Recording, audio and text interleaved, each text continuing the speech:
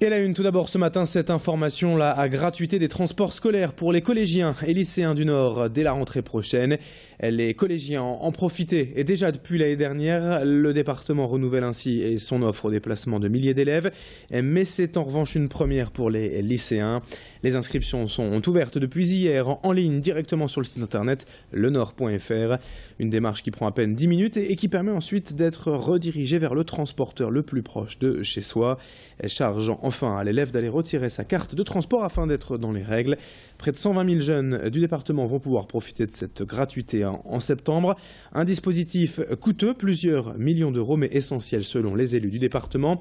Présentation du dispositif et démonstration de la démarche à effectuer pour s'inscrire sur le site, au micro de Pauline Lermite. Pour demander la prise en charge du transport scolaire, il suffit de se rendre sur le site du département du Nord, donc lenord.fr.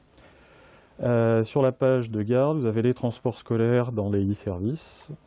On clique dessus et ça ouvre le nouveau service qui est proposé à compter de la rentrée de septembre 2015 pour les collégiens et les lycéens pris en charge par le département. Vous êtes sur la page d'accueil, vous avez différentes situations. Si c'est une première demande, si c'est une modification d'une demande antérieure, ou si on veut suivre l'état d'avancement de son dossier, qui est un des avantages de la proposition. Donc une première demande, on va sur première demande, et puis on a juste à suivre et renseigner les champs qui sont demandés. D'abord c'est le nom de l'élève, ensuite c'est l'endroit où il habite, enfin l'établissement auquel il doit se rendre, et ensuite il n'y a plus qu'à s'inscrire, à s'enregistrer.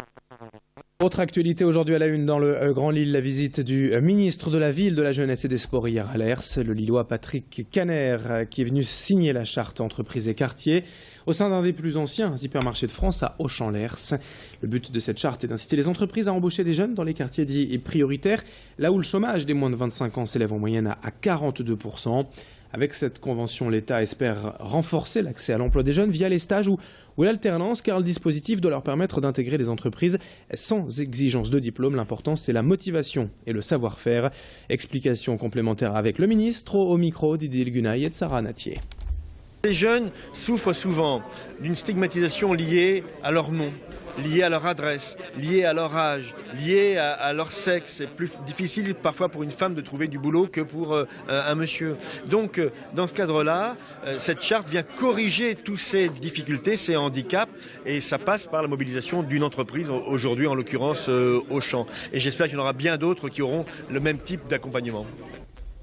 7h33 en direct, en ce mardi matin. En bref, aussi dans l'actualité, attention à la grève dans les établissements scolaires, dans les collèges de la région. Aujourd'hui, l'intersyndicale appelle les enseignants à ne pas assurer les cours aujourd'hui pour protester, vous le savez certainement, contre la fameuse réforme du collège prévue par le gouvernement et qui fait débat depuis maintenant plusieurs semaines en France.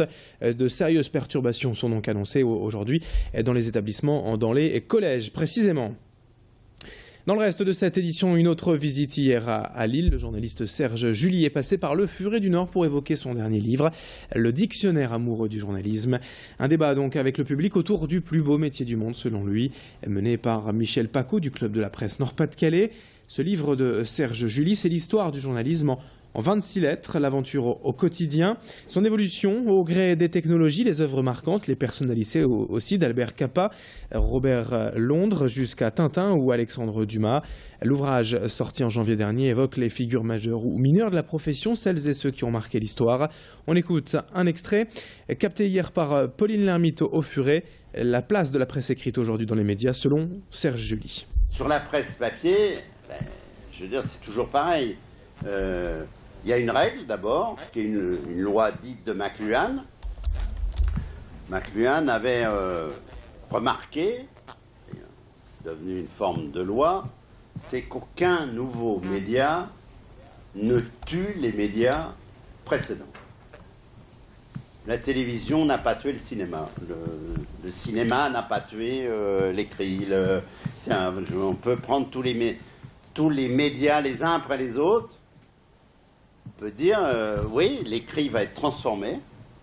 On peut dire que l'invention de la télévision a transformé le cinéma. Oui, le cinéma d'aujourd'hui n'est pas le cinéma de ce qu'il était dans les années 40. Ça, c'est sûr.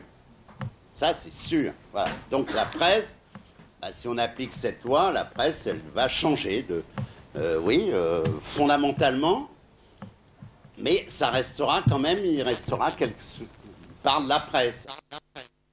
Et puis on termine ce journal, cette édition, avec la question du jour Grand Lille TV Métropolis. Après la polémique née de la retraite chapeau de l'ex-PDG de PSA, Philippe Varin et ses 300 000 € annuels à vie.